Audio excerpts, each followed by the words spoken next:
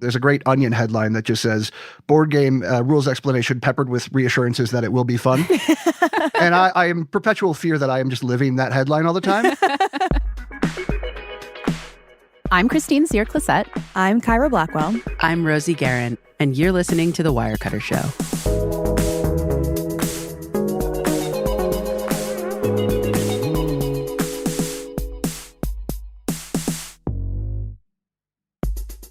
Hi, friends. Hi. I have a question, and be careful how you answer this. Do you think I am a person who likes to play games, like tabletop board games, that kind of thing? Yeah. You don't give me huge gaming vibes, personally. I don't know. This was a litmus test. Just kidding. I kind of am not. Really? I'm aspirational. Maybe it's just the glasses. I'm like, she likes board games.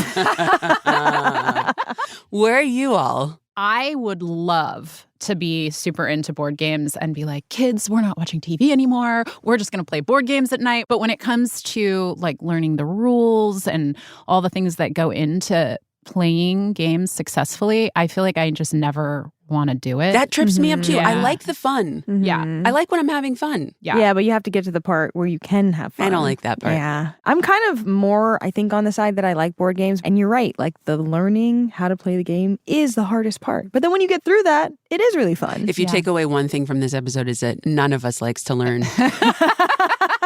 Or read instructions. I think that this time of year in particular, when a lot of us are spending time with friends or families for the holiday, it can be a really cozy, fun thing to do. And I mean, every parent I know out there is trying to keep their kids off of a phone, off of an iPad, off of a TV.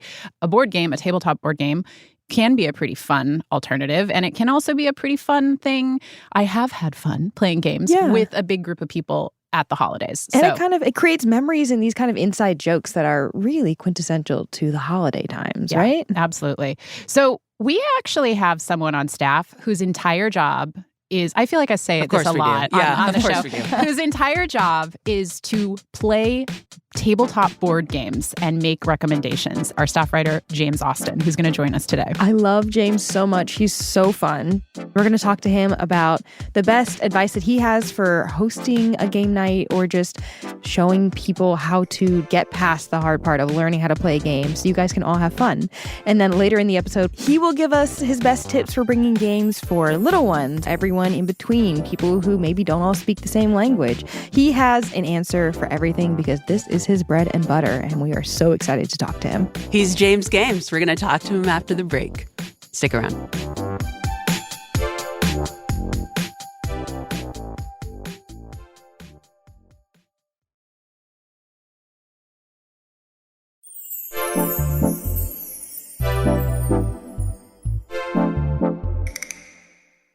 Welcome back. This episode, we're talking all about how to throw a really fun game night with tabletop games. And we have an absolute expert to talk with. It's James Austin, who's a staff writer at Wirecutter covering games and hobbies. He's played nearly all types of tabletop games, and he's going to reveal the secrets to making a game night actually fun. James, welcome to the show. Thank you so much. I'm so excited to be here. James Games. James Games, that's right. James Games. James, you cover board games for Wirecutter. You've done this for quite a few years now. Listeners might be wondering, what does that exactly mean? Is that a real job that you play board games all day? Tell us a little bit about what your job looks like. When I try to tell people my job, they kind of stare at me a little bit because they think I'm getting away with something, and I do feel like I am as well. But no, I was at Wirecutter for a long time before I came to this beat, and I got very enmeshed in the philosophy of Wirecutter, which is very like deep into product testing, that sort of stuff. And I've been a big fan of board games since way before I worked at Wirecutter, and I sort of took that thought process and philosophy into actually like trying board games and playing them and recommending them to people. So I play a bunch of games, try to find out what makes them tick, what's the like thing about them that I think most people will relate to, and then make recommendations based on that and hopefully give a little bit of a flavor in the guide as to which games work for which situations and which people. Day to day, it's a lot of reading board game manuals, and I have a great group of friends here in Denver where I live who love to play board games, which is very helpful for my profession. But also, it's hard to get them during the workday, so I tend to do a lot of games by myself, which sounds very sad.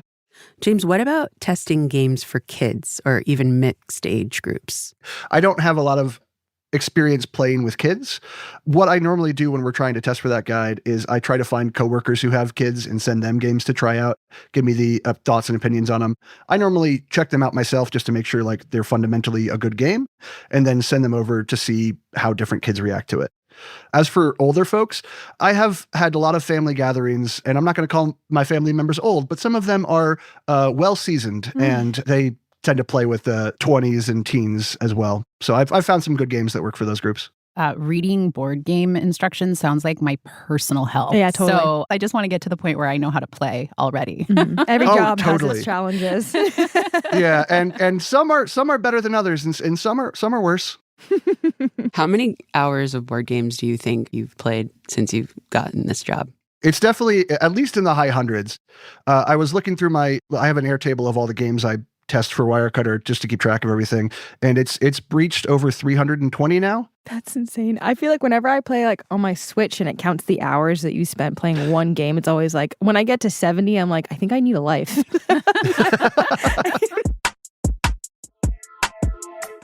We want to talk a little bit about how to set up a board game night or something during the holidays in a way that maybe can invite those people who are like me a little bit, who are not the people who are like jumping at the edge of their seat to play a board game. In fact, if somebody puts a board game on the table, I'm kind of like, ugh. The grouchy, the grouchy folks on the perimeter. But I don't really want to be that way. So James, what's your best strategy for setting that up in a way that's going to bring in all the various people in a way that's positive and that they're going to get excited about? So first off, deeply relate to what you were saying about the struggle to actually get the game to the table and play it. I have a perpetual fear. There's a great Onion headline that just says, board game rules explanation peppered with reassurances that it will be fun. And I am perpetual fear that I am just living that headline all the time. So what I've done to sort of get around that, anytime you're planning a board game night, treat it like any other party when you're like getting prepped. You want to be prepared. You want to make sure that like people are welcomed into your house, and you want to like welcome them to the experience of the game. So that includes make sure you know how to play the board game that you want to teach your friends, because they don't want to read rules. And if you've already read them, you should be able to teach it. Also, get things like snacks and drinks, because people are way more inclined to sit and listen to a rules explanation if they can munch on some Cheetos while it's happening. And then when you're actually teaching the game, what you want to do is try to let your enthusiasm sort of guide it. People are a lot more willing to play something. If you seem excited about it, they will get excited about it and then start to see the joy in it.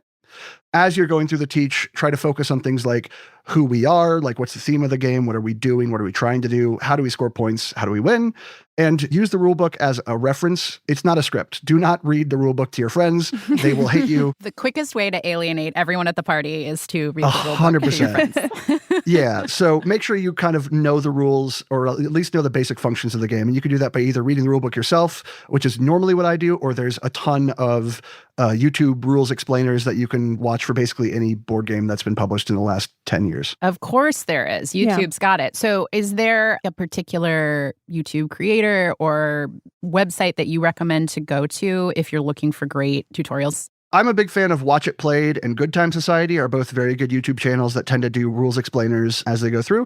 But there are a ton of different ones. Usually you just put the name of the game in the YouTube search box, try to find a thumbnail that looks promising, and then go from there.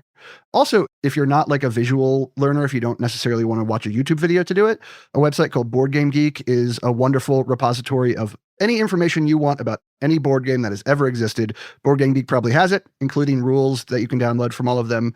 And if you want to like learn by doing, and you don't necessarily want to do what I do, which is set up the game at home and play by yourself, there's a website called Board Game Arena that has digital versions of a growing library of games that also has usually tutorials for each one that walk you through the rules and show you on the screen. So those are all great websites to do that. Yeah. Interesting. Board Game Arena is also a great way to play board games with people remotely. It's, me and my wife played that when we were first dating because we were long distance. What if I, not surprisingly, am feeling a little intimidated about being the rule explainer? What's your advice then? Teaching games is very much a learned skill. So like if you want to play a bunch of games, the best thing I can tell you is like learn how to teach games in a way that your friends won't run away. And then if you're somebody who wants to get involved in games, but like trying to learn the rules just boggles your mind, talk to your friends. I guarantee you somebody You will probably find somebody in a group of like 10 people who is super excited about playing games, wants to play games more, and is willing to put that work in to actually get the game to the table and play it. Yeah, and like all things in life, especially with friends or relationships, communication is very important. Talk to your friends, find out what you can, and go from there.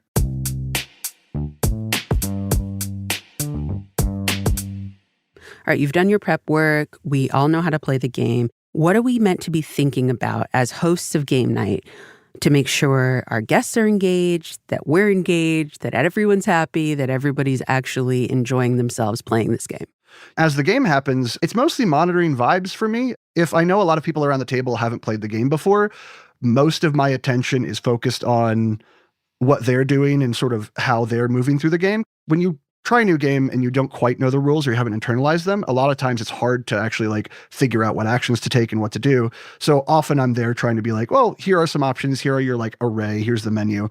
My friend group here is wonderful, but we have a joke because 90% of the time I lose the game. I don't win the game that we're playing, which they like to lord over me because I'm technically a professional board game player. I like to think that it's because most of my attention, instead of focused on like an optimum strategy for me, is trying to make sure everybody around the table sort of is having a good time and knows what's going on. Because the best way to have friends play board games with you afterward is that they have a good time on this one.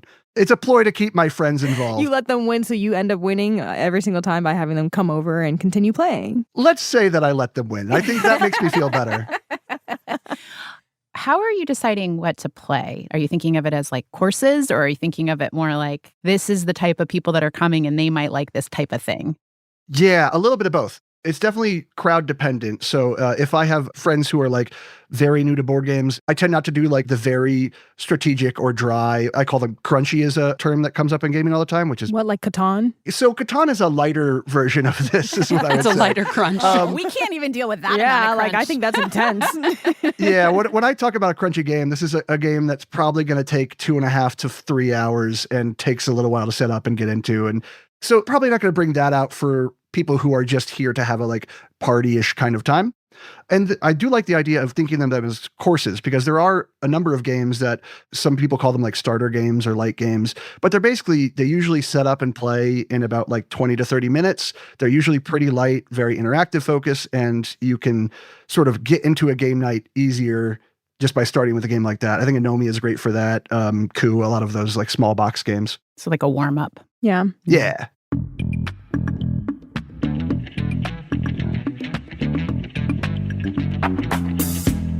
I recently, somebody at work, you know who you are if you're listening, told me this story about how they were trying to make friends in a town they'd recently moved to, and they met a couple who was into board games, and they were like, come over, we'll have a board game night. And what they didn't realize is this couple was super hardcore into board games. Like, they really are serious about it.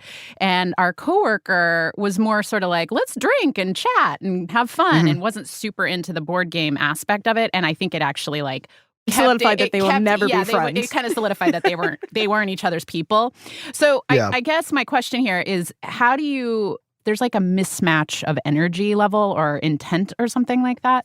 How do you navigate that as a host? Yeah, I think as a host, what you're trying to do is make sure that the most people possible have the best time that you can. And I think when you have that mismatch, what I try to do is have a couple games in my back pocket that like everybody likes at least a little bit. And so we can do the like compromise game. Codenames tends to be that in my little friend group. Everybody loves codenames. So you deploy those when that sort of situation happens.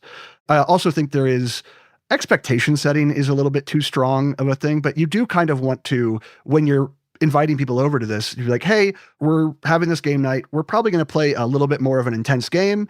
Please come over if you would like to play. If you don't want to play, maybe this one isn't for you. We'll have a game night in a couple weeks. Maybe you'll come to that one. You can come to my basic game night in 2 weeks. Exactly. Yeah. The wine and cheese game night. Love a wine and cheese game night, honestly.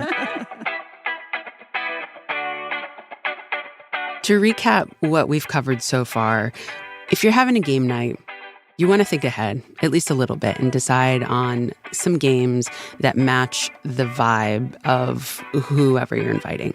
You also want to make sure that whatever games you're playing, that the timing feels right. It's not a 3-hour game if people are wanting to play a 20-minute game and vice versa. You want to feed and you want to liquor up your guests. You want some propulsive rules teaching. Let's learn the rules and make sure we know them, but let's keep it pushing. And then as a host, you want to be monitoring the vibes and the frustration levels and kind of be making sure that everybody's having fun. Exactly. Yeah. I think it's also just important to point back to a couple of these resources that you mentioned for actually learning how to play these games. So on YouTube, you might check out Watch It Played or Good Time Society. And then for sites, you might want to check out Board Game Geek or Board Game Arena. And that one, you can look at tutorials and play with your long-distance lover. Exactly. Yeah. I love it. All right, we're going to take a quick break. When we come back, we're getting into the nitty-gritty scenarios that you might find yourself in this holiday season. And James is going to help us match the game to the vibe. We'll be right back.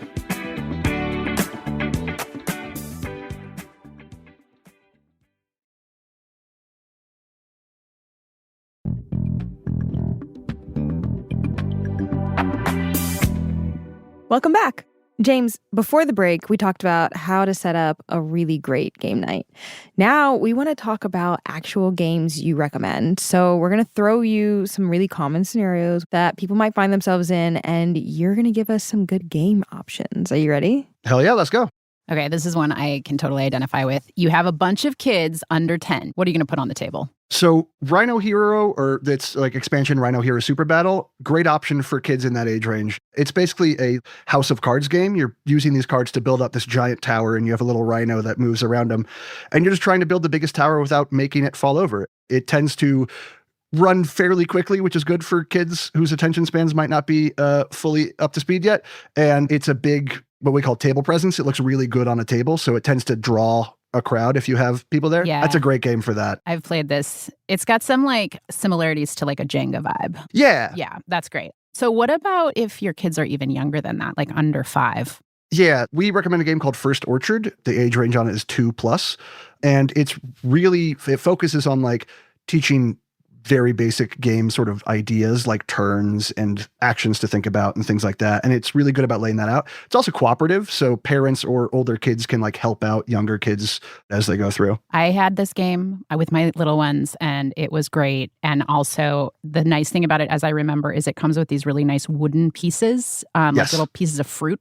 And James, for the listeners out there who aren't familiar with what a cooperative game is, can you just briefly define what that means? So a cooperative game is when every player around the table isn't necessarily competing against each other. We're all trying to beat the game. We're all trying to get a certain win condition or get enough points before the game makes us lose. Which can be a great solution I found for especially kids who have a hard time losing, or adults. Or really, really Yes. competitive adults. I've definitely been at game nights where tables have been flipped. Oh, 100%. Cooperative games also really help with the age range issue because you can have older kids or older adults help the younger kids, which is very nice.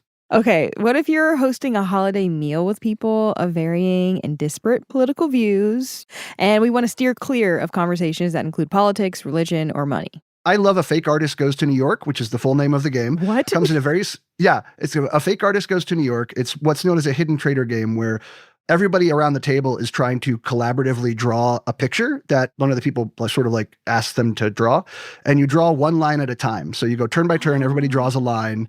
And there's one person at the table who doesn't actually know what everybody's trying to draw, but wants to try to fake it and look like they know what they're doing. So they kind of try to bank off the lines that exist. It tends to be a lot of shifty eye, very suspicious, wait, who doesn't actually know what's going on? You tend to focus on that. And then worst case, if you really don't want to hear from your family, there are games called The Gang and the Crew, which are lovely little card games. They're both cooperative, but both of them you're required to not talk during the game, so you can't communicate. So if you really don't want to hear your family's opinions, rock out those games. They'll have a good time and you won't have to get angry. All right, so here's another scenario, James. Hosting in-laws you don't get along with. And I just want to be very clear that I love my father-in-law. Important caveat. Maybe that's the best scenario for The Gang and the Crew. When just no talking. Everybody's fine. But if you don't want to do that, There's a lovely little cheerful game called Sushi Go where you have a hand of cards and you're like passing them around. It's number one, adorable, so you can at least all bond over the adorable little sushi art. And also you can make decisions on how mean you want to be with your card placement based on what other people want. So depending on how the night is going, you can either be very conciliatory or nice, or you can be a little mean with it, which is a little helpful. Let's say you're in a gathering, maybe it's a big family gathering with people that have a huge age range. You have a 5-year-old all the way up to a 95-year-old. What would you play then? We just did a guide to party games, and this is what party games are made for. I really love Monikers, which is one of the picks in our guide. It's sort of like a new take on an old parlor room game. So you start off, you're trying to get your team to guess names on cards. You start in the first round, you can say as many words you want as long as you don't say the word on the card. Then the next round, you can only say one word. And then the round after that, you have to do charades. Ooh. The cool thing about it is because you're using the same clues every round, you start to develop little in-jokes and little like secret language that you've developed for the game. So oftentimes in the second and third round, the clues don't necessarily directly point to the card. They point to something somebody said in the previous round that everybody found funny, and it comes back up as like an inside joke, which is great. Another game I love for parties in this situation is Anomia. Very simple game, flipping cards from a deck in front of you. The card has a symbol and a word on it. If symbols ever match between players, they're immediately in a duel, and you have to yell out an example of the word that's on their card, not the word that's on your card. It tends to lead to a lot of like brain short-circuiting in a very fun way. A lot of yelling, big high energy game, keeps people entertained. And it's also quick, plays in like 30 minutes. And would that work for a pre-literate kid who maybe hasn't learned how to read yet? Probably not. What you'd want for that would be more like a Dixit or something more visual focused. Okay. If you have like a range where people can't necessarily understand words. What if you have a gathering with people who don't all speak the same language fluently? Yeah. So this is also a time when you want something very visual or simple. So Carcassonne is a good example of a game that's like pretty basic, very fun when you actually play it, but doesn't require necessarily any big discussion. Basically, you're collectively building this little French countryside with some cities and stuff, and you're flipping over a tile, putting it somewhere, and then placing a meeple to like get some points. Lovely little game, great way to pass the time. And then Dixit, like I mentioned earlier, which is all about sort of visual association. So you don't necessarily have to rely on clear language. You're trying to rely on the visuals of the cards that are played. So either of those tend to like help bridge some language gaps. So how about a group of really boozy adults who are just they're not gonna be able to pay attention to the detailed instructions? Yeah, so this is another party game situation, which is great. For this specifically, I tend to focus on team-based games because not everybody has to pay attention all of the time. Oh, I they can love kind this. of pop in and out. The games I love for this are code names and wavelength specifically.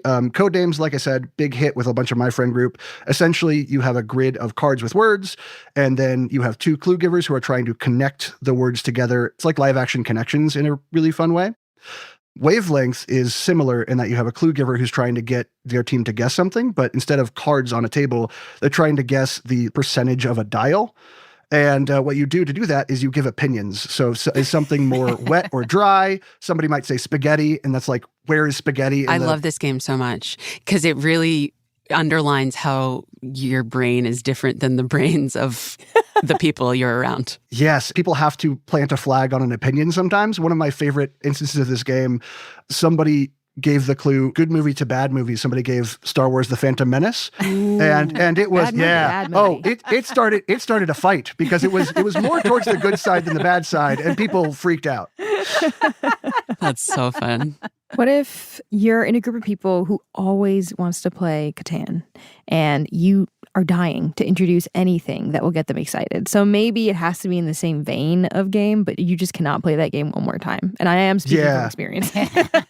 And maybe, James, Right there with could you you. explain briefly, like, what is it and what is the alternative? Yeah, so Catan is what a lot of people credit for like the explosion of what people call Euro games in America. A lot of board game culture grew out of Germany and Europe. When that sort of got ported over to America, Catan was one of the flagship. It was one of the first ones that everybody kind of latched onto. What it does is it's a game about sort of resource distribution and sharing. So every turn, somebody rolls a dice, and then depending on that die roll, people get different materials. And once you're there, to build things and take actions and actually get points in the game, you have to use those materials to build things. But because of the random nature of the dice, everybody around the table kind of has a different distribution of the things. So you're encouraged and in fact incentivized in the game to trade with other players, try to negotiate, get all that sort of stuff done. If you've been playing Catan for too long and you know your friend group loves it, but you want to play something new, I'd focus on like why they love Catan so much. If they love that like interaction and trading component, there's a game called Bonanza, which is also kind of a classic German card game that is all about trading and exchanging beans. That's the whole game. You're just trying to sell beans. That doesn't sound enticing to me, James. It doesn't, but let me tell you, you get a hand of beans and you're like, guys, listen, I have a Java bean that I need to get out of my hand. Otherwise it's going to kill me. I need somebody, I will give it to you for free. It's like that sort of negotiation happens, which is, if you like that aspect of Catan, Bonanza is just that, but focused and more like, I think it does that better than Catan does. Mm-hmm. And then if I want a game that feels like intense, a step up from Catan is a game called Brass Birmingham, one of my all-time favorite games. And it also doesn't have a great pitch, which is you're all British industrialists in the 1800s. But guys, it's so good. Listen, there's a lot of canals. You're trying to move like textiles and machinery parts. The cool thing about Brass is that the systems all interlock in a way that you go galaxy brain to figure out what a move is. And because every time a move happens, everybody around the board could benefit or could sell things based on that. So everybody's kind of always engaged and always in the churn of it. I love it. It's so good. It is also, it sounds pretty dry, but it's not. It's great. Maybe I'm just not into this style of game. No, I think that Fair. I love this for you, James. And I actually know people in my family who sounds like they would love this game. But I actually think it just clicked for me that I'm not a Euro game girl. Like, it's not my style. But now we game. know. But now I know. Yeah. Now I know. And true. that's fine. There are plenty of games. There are so many games for everybody. We don't all have to play the crunchy Euro games as much as I love them. A couple more scenarios here. Here's one. You have a deck of cards. That's it. What game do you recommend? I am a huge fan of what is called trick-taking games. Trick-taking games are hearts, spades, bridge, anything that you're playing cards all together into one thing. You take the trick and then it goes from there. My personal favorite is a game called Oh Hell. It's the game my family always played when we got together for the holidays, so that's the game I know. It's very fun. It leads to a lot of people yelling "Oh hell" all the time in my experience, just because a card will be played into a trick and then it ruins their whole hand and everything goes bad. So love that game. Highly recommend. I have a follow-up to this because I've had this experience a lot. I don't know if you guys, I don't know if this is a relatable thing, but I love Gin Rummy. That's my game. I have had several situations where I will go into a room where apparently everybody knows how to play Gin Rummy, but we all play differently. How do you sync up when you're playing a card game that everybody knows, but like the rules somehow are always different for people? So this is a phenomenon known as house rules in like the broader gaming settings. And normally, whoever's house you're at, that's the person who gets the final call on the rules. They're hosting, they get the rule call. There's motivation to host, you know? Exactly. That's fine. I'll give up my rules. And if you're ever like curious about rules of a card game that you're not entirely sure where, there's a website called Pagit.com. It's the largest catalog of traditional card games that I have found that exist online. Highly recommend checking it out. It's great. Does it have instructions and tutorials and stuff like that? Uh-huh. Yep. The full rules of every card game I've ever heard of and more that I hadn't. James, what about if there's maybe only two people in the room? Maybe it's a date night or you're just hanging out with one other friend. Do you have any games for that scenario? A lot of games that are made for more than two can be played at two pretty well. I think Splendor's a great version of that. Just classic, what's known as an engine building game with gems. But the first actually guide I worked on when I got into this role was a guide to two-player games that are exclusively two-player. They're only made for two. One of my favorites from that is a game called Star Realms, which is what is known as a deck building game where there's like a shared market. You each start with the same deck of cards, and as you play, you use those cards to get more powerful cards that then go into your deck, and then you play them. And it sort of like has this ramp up in power, which is very fun because you start off doing very dinky things and like spending like 3 money to buy a ship and maybe damaging your opponent once. And then by the end of the game, you're both just throwing massive haymakers at each other and like doing 20 points of damage in one turn and stuff like that. So it has a very fun like conclusion and finale, which is great. Let's say I would just want to zone out by myself. Maybe I have played solitaire in the past or put together jigsaw puzzles. What would you recommend then? Ooh, so there is a whole genre of tabletop games that are just solo games. They exist only for one person. We did a guide to them this year, had a great time doing it. If you're going for like a similar board gamey like vibe. There's a game called Final Girl, which I love.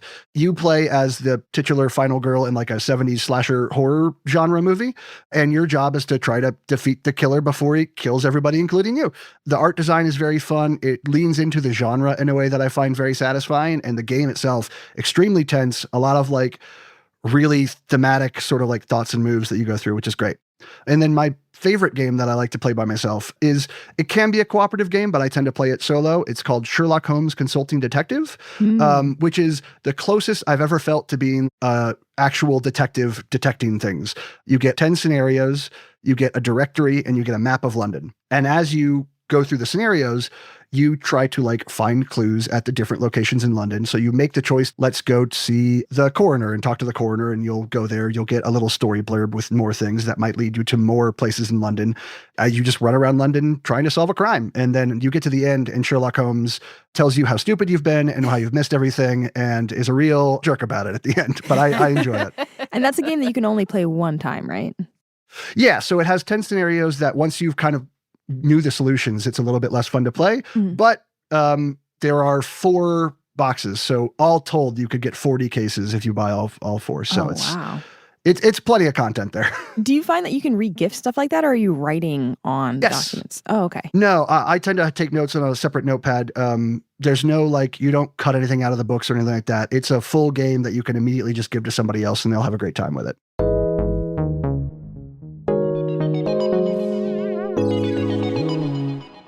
So the holidays are around the corner. We want to talk about gifting.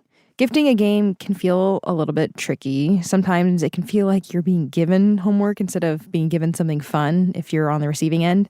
What's your general guidance around giving a good gaming gift? What do you need to know about somebody to even begin to think about that? You first have to know that they do enjoy tabletop games or have in the past. I have found trying to give a board game as a gift to somebody who has never really interacted with board games or whose conception of board games stops at Monopoly, they will be confused and depending on your relationship, maybe a little bit hurt. And it's not a great thing. So make sure they actually have played some version of tabletop games in the past. And then based on the games that you know they've played, or if you talk to them and ask them what games they played, try to figure out what they tend to like, what they gravitate towards. That can either be in terms of like mechanics of the game or the general like level from party game to very strategic and crunchy game. And then once you do that, if you find a game that like hits those boxes or checks those boxes, or that you really enjoy and you have overlapping tastes, that's always a good thing to be like, hey, I really loved this game. I think you will too, because we have very similar tastes, and go from there. James, we've gotten to the very last question that we always ask our guests. What's the last thing you bought that you've really loved? Oh, this is a very sentimental answer. It is less about the thing and more about what it represents. But I bought a wedding ring. I got married last month, and it's been my favorite thing. That's awesome. What kind of ring? It is a tungsten carbide with rose gold on the inside from a company called Thorum. It's called the Stormlight ring. I got it before I got into the Stormlight archives, which is what the name is based on. It's beautiful. That's gorgeous. And congrats again. Congratulations, Thank you. James. I mean, for coming on the show, but also, I guess, for getting married. We're really, really happy for you. Honestly, both an honor.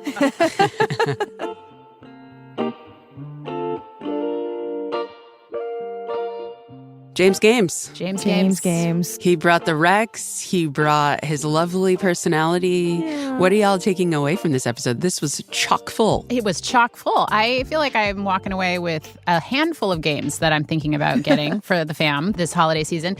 And it was the first time I understood.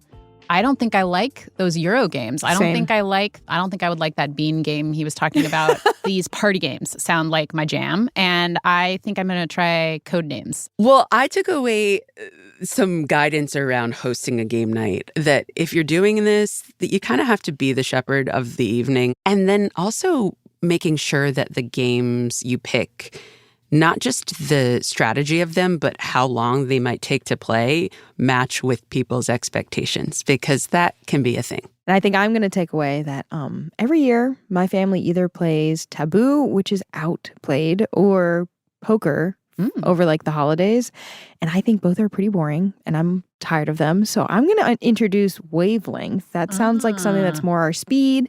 It's something new, but it's kind of in the same category as Taboo. Fun. And I'm really hoping that it'll stick. That's a great idea. And We have so much tabletop gaming advice on the site. James has written a lot of guides on all of this, so we'll link to all of that in the show notes, not just to the games he mentioned in this episode, but lots of guidance on the site.